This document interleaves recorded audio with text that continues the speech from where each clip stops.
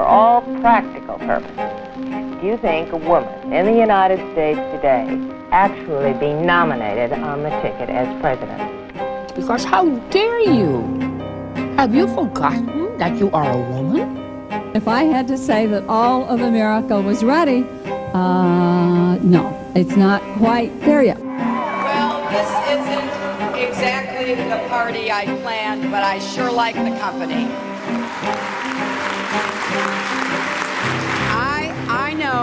I know we have still not shattered that highest and hardest glass ceiling, but someday someone will, and hopefully sooner than we might think right now.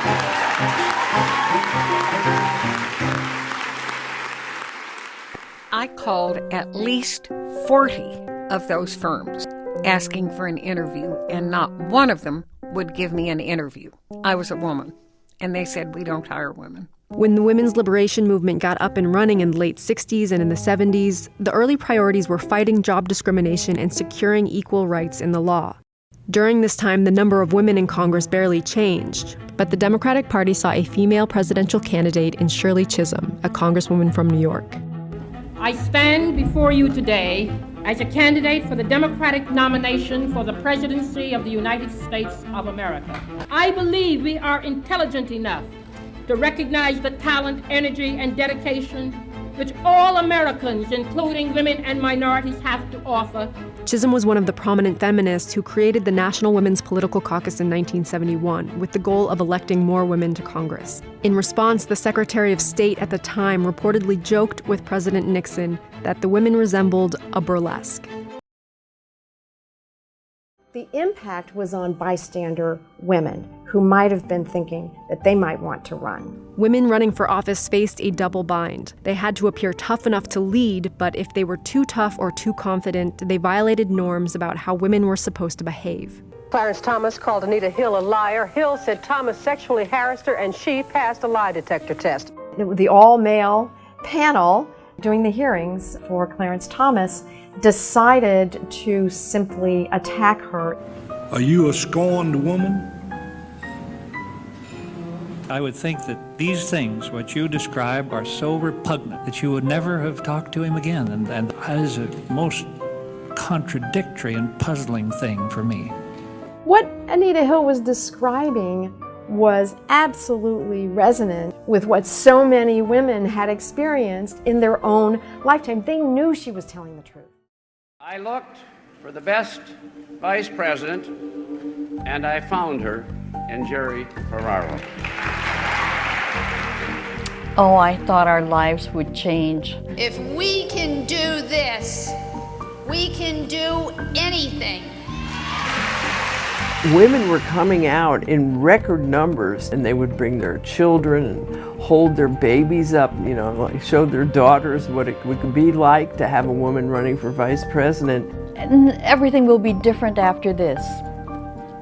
It wasn't. GeraldineFerraro, the Democrat who wants to be vice president. Ms. Ferraro, could you push the nuclear button? Let me help you with the difference, Ms. Ferraro, between Iran and the embassy in Lebanon. Let me just say, first of all, that I almost resent Vice President Bush, your patronizing attitude that you have to teach me about foreign policy. It would be more than 2 decades before one of the major parties nominated another woman for vice president. In the 1980s, women caught up to men in college enrollment, and they'd surpassed them in voter turnout rates in presidential elections. But the public and the press still didn't know what to make of women seeking elected office, as Congresswoman Patricia Schroeder found when she briefly considered running for president in the 1988 election. The first thing you always get is, well, you don't look presidential. I mean, my answer was always, I know that. There's never been a president of the United States that looks like me. I find that regrettable, but, you know.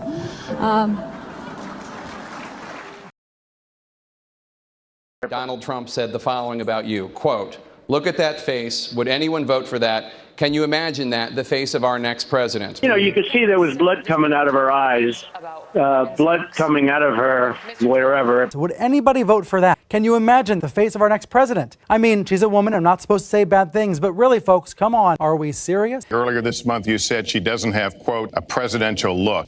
She doesn't have the look. She doesn't have the stamina. Even said she doesn't look presidential. Really do believe that. I just don't think she has a presidential look. She's a disgusting pig, right? Replenish the Social Such a Security nasty Trust Fund. But I couldn't get there, and she was married. Then all of a sudden, I see her. She's now got the big phony tits and everything. I did try and fuck her. She was married. You know, I'm automatically attracted to beautiful. I just start kissing them. I don't even wait. And when you're a star, they let you do it. You can do anything. Whatever you want. Grab them by the pussy. You can do anything. Leadership and your intelligence and your hard work to make this democracy work. All the rights that we have are tenuous. It depends on administration, it depends on current politicians, it depends on memory. So be vigilant, be the voice for change. Don't just be a recipient of it. You will have successes and setbacks too. This loss hurts, but please never stop believing that fighting for what's right is worth it.